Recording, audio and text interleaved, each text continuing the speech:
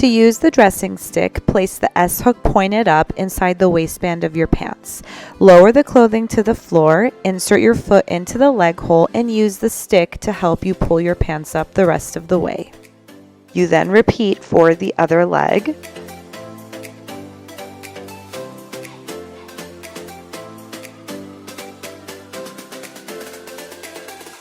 Safely stand up and hike the pants up over your hips. You may also use the dressing stick to push pants, socks, and shoes off of your feet.